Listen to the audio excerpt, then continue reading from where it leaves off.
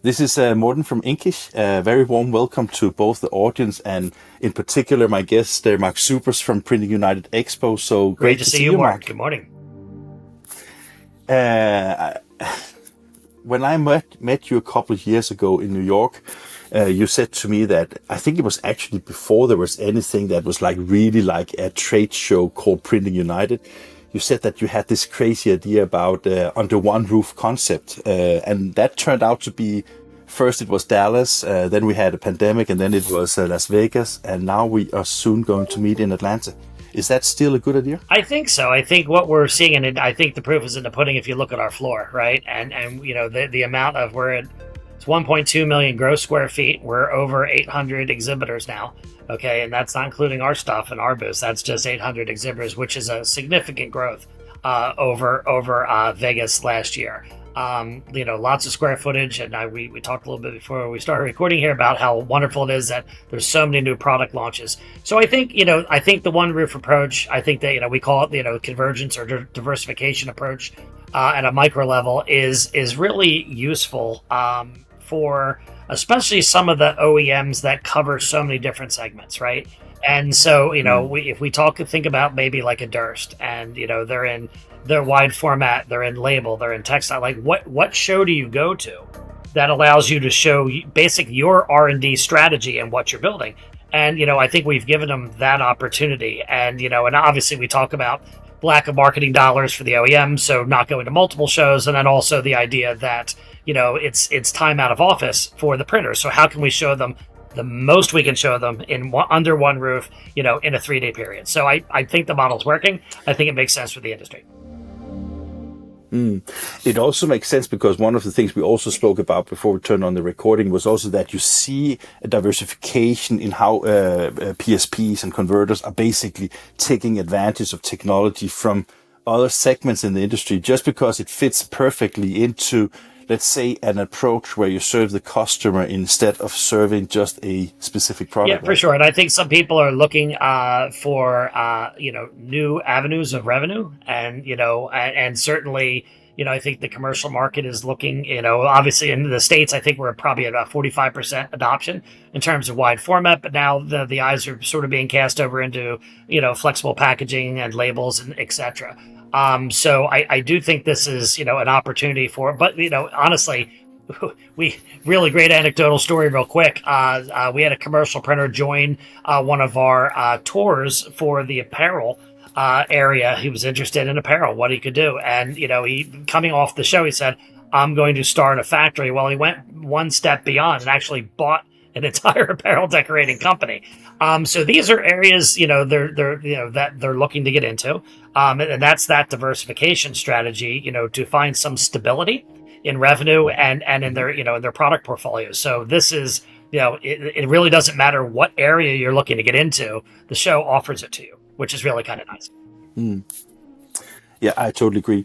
When I spoke to you last year, where we also did this kind of like warming up to Printing United, we spoke a little bit about whether it is easy or difficult to get people like exhibitors to the trade show and also the visitors to the trade show.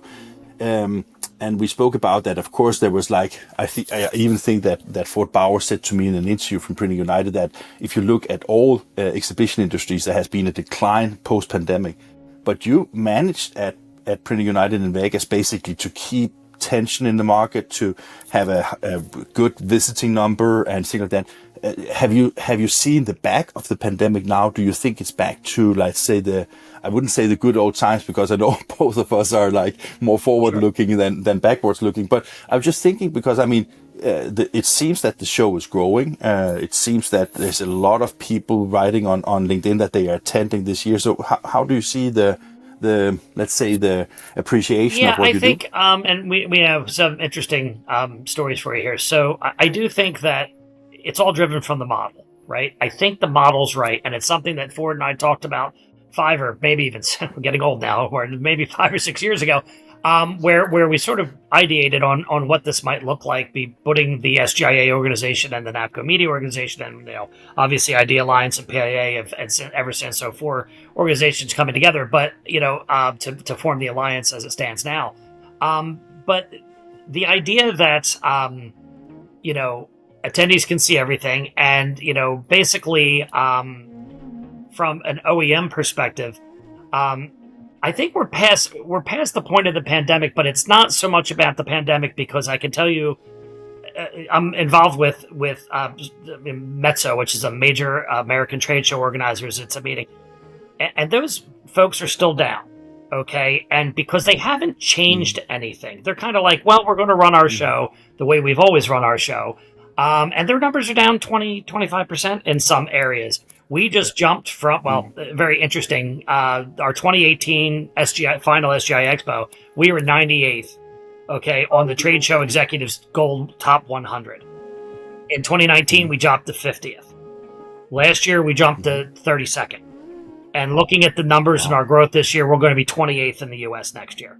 So that's a pretty meteoric drive, right, up towards the top. So, again, I think it's based on the model. I think it's right. Okay, I think people are adopting it, and I think it's given us not protection, but from the pandemic, right? It's like, while that was happening, we were offering something different and something new, right? And it's provided us the opportunity to grow. And so, I don't think it's so much a pandemic thing as it is a change in the way we do things, right? I agree with you. And I mean, we also spoke about it last year that you did a lot of measures, because I think that sometimes you've been kind of upset with me because I've been criticizing the trade shows. And as I said to you last year, it was the intention was not to criticize or bash the trade shows as such, but more like a friendly kick in the butt to do something. And you did something last year, because I mean, you had, like, you separated, what I liked last year was also that you had some of the educational things on the floor. You had really done a lot of things in order to make I don't know how much you can actually change a trade show, but it seemed that people, and I think that also I got a message from you at some point where you said that you did some survey on the floor, and people were way more appreciative from the last Printing United compared to the previous one. So the things you did has changed that thing, and you're right. The model that Printing United seems to follow is also interesting I mean, as you know, I come from Denmark, and I think that in an international perspective, I was also thinking that, okay, in the past, I think even American exhibitors were like considering, can we exhibit at an American show when the Drupa is next year coming up, because you cannot only spend the money once. But to me, it seems that growth, I mean, when I look at the floor plan, it seems also to me that you have more and bigger exhibitors than you had last year. So the expectations are high. I think some of the booth and the growth you're seeing is based on success. So one of the things I was a few weeks ago at that trade show executive, which is the U.S. brand that covers these shows, especially the top 100 expos in the U.S. And that starts at CES and woodworking and all the ones. And like I said, we moved to the 32nd position, which was wonderful. We also won an award, and I'm super proud about this. We won the best ROI expo. Okay, so we had 3 or 4 of our OEMs on our behalf, but really for them as well. We said, hey, if you wouldn't mind, would you would you submit here? And we had quite a few of them submit, and really wonderful 4-digit ROI numbers in some cases, and we won the best ROI for 2022 for our across, and we're talking CES, and we're talking about all of the top 100, and we won the award. That to me is something I'm proud of. Amazing, and right? Me, Morton, I mean, there's the creative juices never stop flowing. There are always ways to improve the shows, and to me, we've done a lot of new things on the floor this year that I think will be fun. We had a couple, community areas last year. We've actually created community hubs for everyone. Okay, so there's functional and industrial, there's wide format and textile, there's label, there's commercial, there's apparel. Every last hour of the day, we are sponsoring, the Alliance is sponsoring a happy hour. Okay, and this is kind of fun. So I don't know if you saw it on LinkedIn, but we found a printer down that also brews beer in Atlanta, and he has these CMYK beers. So we're going to have so he's named all his beers after printing stuff, which is kind of just fun. But we've created this neat cafe. We're having a DJ booth in it. We've got a golf simulator. There's no reason we can't come and learn, find new business concepts and strategies, and also have some fun while doing it. We've got an opening night party this year at Tabernacle. You know, the last time we did this was in I guess in 2018. Oh no, I'm sorry. We did one in 2019 at Gillies in Dallas, but we're doing it again. Yeah, that was super nice. That was with the open terrace where we had like we had one beer and then we went home. Well, you can fix that this year, but it's a Tabernacle. Used to be a church, and obviously you know goes with the name. But we've got a 10 or 12 piece band coming. There's all these nooks and crannies in Tabernacle. It'll be super fun. It's all sponsored by the Expo. Okay, no charge. Anybody that wants to come, it's open to anybody, and the place probably holds 2,000 people. Okay, so you know, super fun. Come on by and do that. We've got these community hubs. Talk about we've got 2 really nice keynotes. One with our research and economics team to start out on Wednesday, sort of a state of the industry look. And then we've got somebody, Eric Chester, coming in on Thursday, and I believe that starts at 9:30, and he's doing or maybe 10 o'clock, 9:30. He's how to look at schedule. And he's a researcher on employment, and you know, and so he's going to talk about how to employ and retain. You know, and the fun thing about Eric is his family actually owned a printing company. So there's a wonderful tie-in there.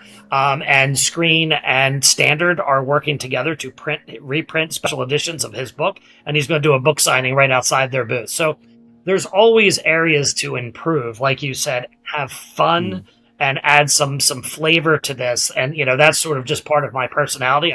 I hope this, you know.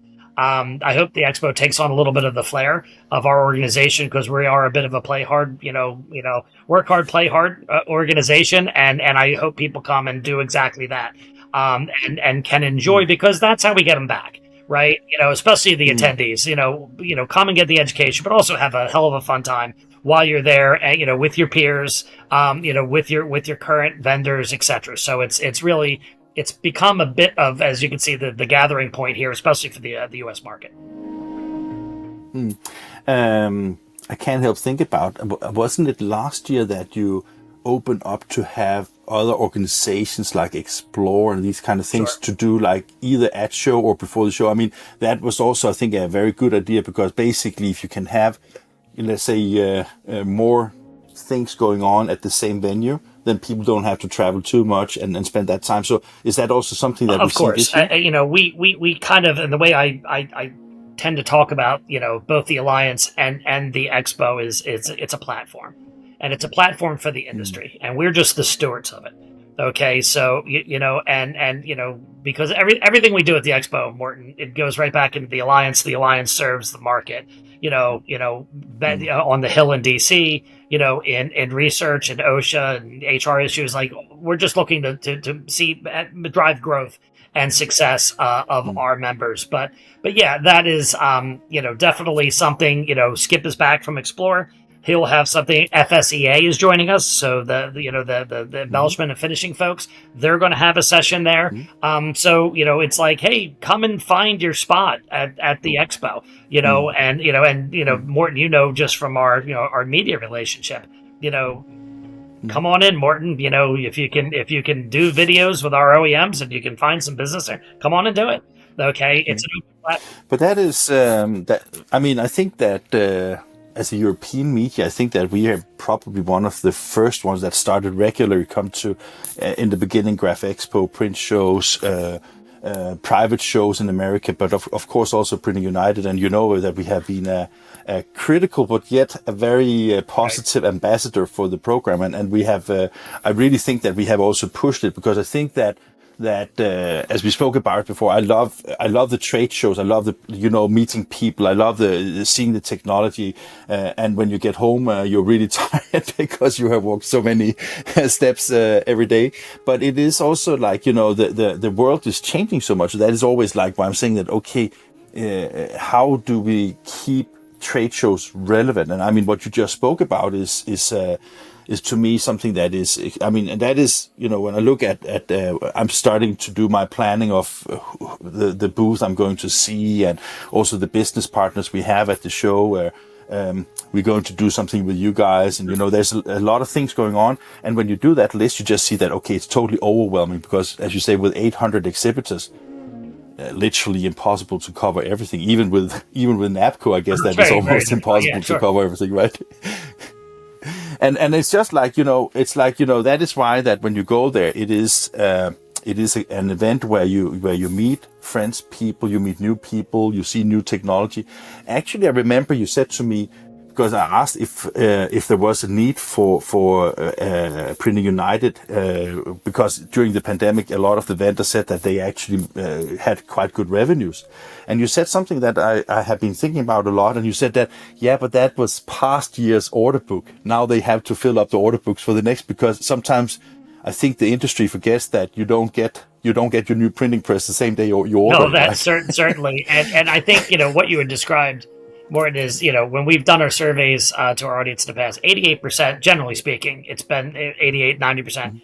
They come to see the equipment, right? So yes, we've added keynotes this year. We've got about 36 or 40 education sessions covering all the different segments and some wide berth topics too. Really excited about what our teams developed there. That really should be some stuff around sustainability and marketing, sales, and just everything you want there. But it is an equipment show, and it's a big equipment show. That's why I'm really proud of the ROI award we won, because it's all about the ROI, and we have to make sure, and we're constantly working with our vendors to see how we can make it the most reasonable and the best return on investment by making sure that we keep our pricing in check, right? And because I know that these are very large investments, we take it very seriously. We have a very robust budget for audience development, not to mention we can lean, not only on our media brands, but all of our association and media partners, which is wonderful.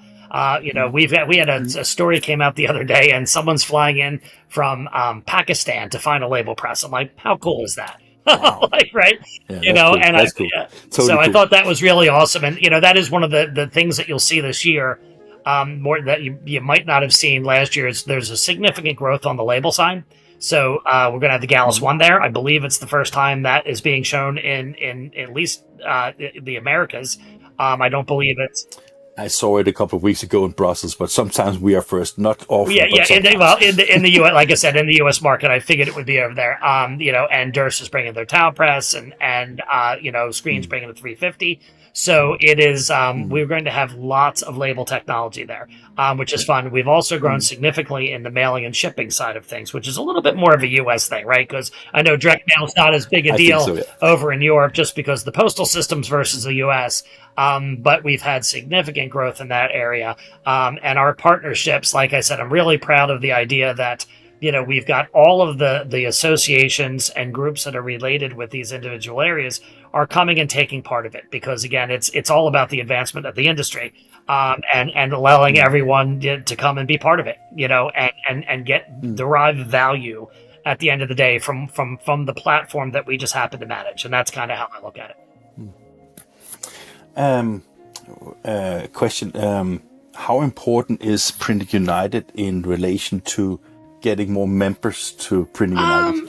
I think they're certainly tied together, pretty significantly. The Alliance is going to have a significant booth there. We've got a members-only lounge. So when everyone's hanging out there and getting work done and, getting free coffee and food, they're like, hey, how do I get in there? Right? Sign here. And we're going to have some information about our new iLearning. Well, not new. It was a PIA thing, but relaunched iLearning Plus platform, which is online education. So I welcome everyone to come and take a look at that.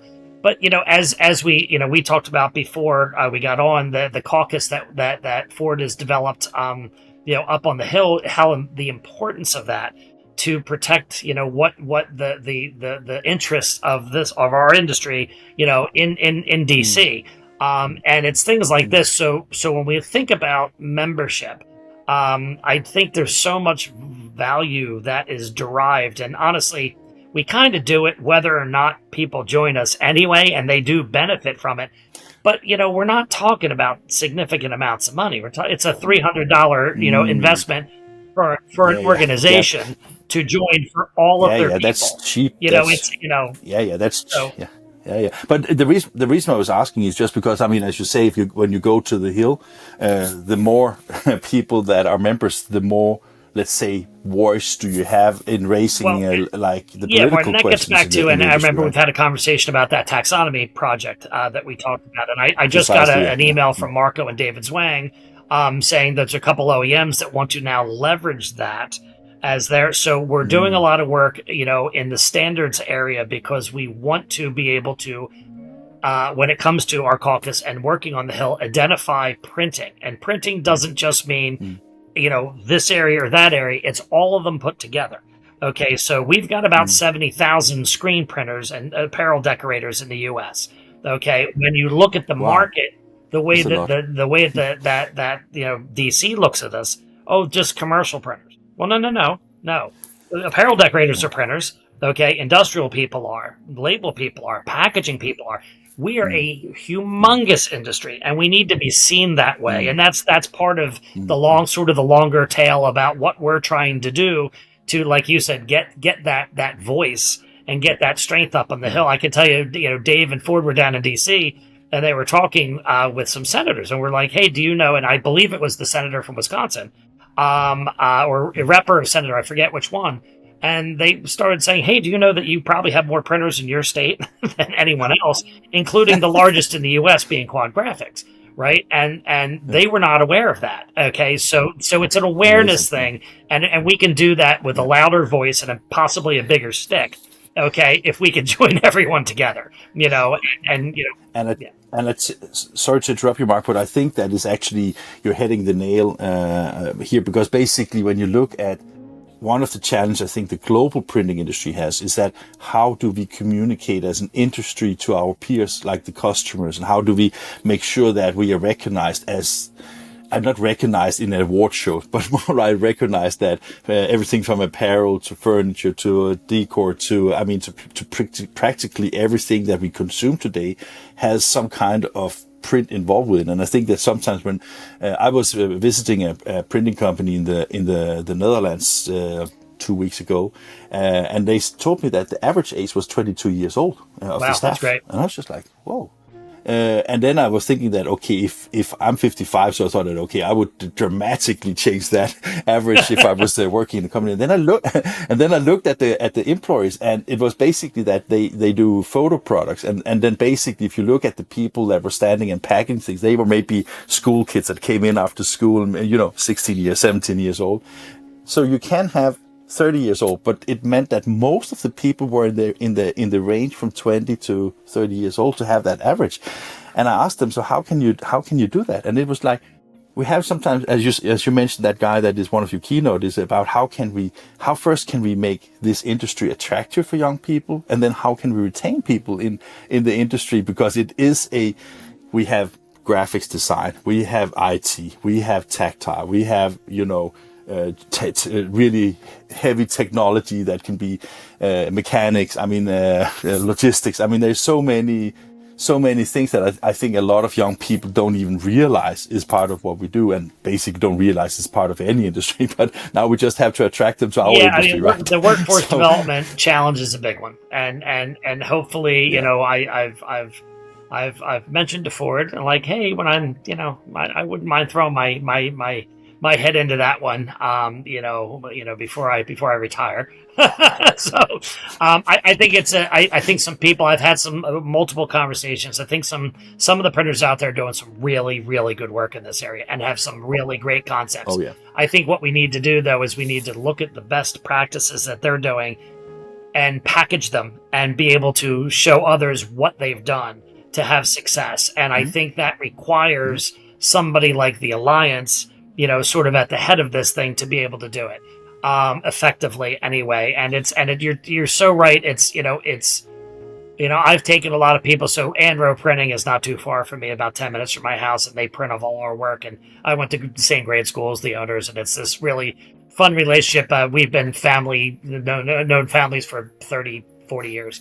They're great people. And so, but I've taken a lot of our employees there as a little orientation, like, hey, meet me there. I'll walk you through. And then we take them through the data center.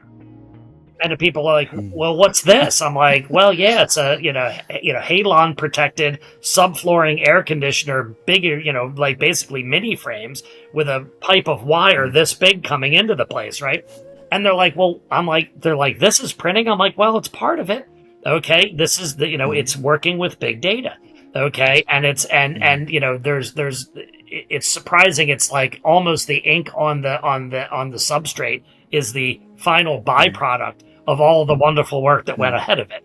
And when you really show them that the capabilities of design, and data, it really does open the mind of some of the younger people, and they see it as something that's really cool. That's how I'm going to attract people. And see, with all that said, Mark, I think that it puts a nice curl on conversation that was about Printing United, the under one roof, the convergence, everything that we've been talking about, because that is essentially what you are about to show in Atlanta from October 18th to 20th, right? And do you still have more space for visitors, or should we just close it here? Or? Well, I would have put a big welcome out to everyone. I think it's going to be a wonderful show. We're significant points ahead of where we were last year in terms of hotel and registration. So I think that means more people. We certainly have more exhibitors. I think everyone's sort of honing in on Printing United in this one roof model as, the gathering place, at least here for sort of the Americas. And we're working with Con Latin Graph, and we really want to make sure we're inviting all our friends up from Mexico, the Caribbean, and South and Central and South America as well. Certainly Canada, I just consider them part of us, that's the North American crowd. Are you sure they do the same? Probably not, but yeah, and we have a lot of, I think we had 107 countries last year represented, but a big welcome out to everybody. Come to Atlanta. It's the largest. They push more airplanes and people through that airport than any other airport in the U.S. The center and the hotels are only a 20-minute drive. A little Uber lift up from and there's always MARTA you can take to the public transportation. So it's an easy place to get in and out of. It should be a great show, and it's kind of the the gathering place right now. And I would say, as my final note from my side, the time of year, the temperatures are not too bad in Atlanta. No, it should be quite lovely. Hopefully, we'll get some nice weather, and everyone come and enjoy. Like I said, let's play, work hard, and have a little fun. Play hard too while we're at it. Mark Supers, thank you very much for your time here with INKISH, and I can't wait to meet you in person in Atlanta in just 3 weeks' time from now. So I wish you all the best, and I know that you still have a lot of work to do, but I'm sure that you will be ready. Actually, that is one of the things that always amazes me when you come the day before the show starts. You think they will never manage, and they always do. Yeah, it's the little the expo fairies sprinkle the dust over, and you're like, what are these crates going to do? What are we going to do? But the carpet gets down, it gets vacuumed, everybody's ready to go. It's just, and thank you to our vendors and our OEMs and exhibitors that know what they're doing. They get it all done, and like I said, lots of new launches, lots of room for people. So come on down and check out the latest and greatest. Thank you, sir. All right.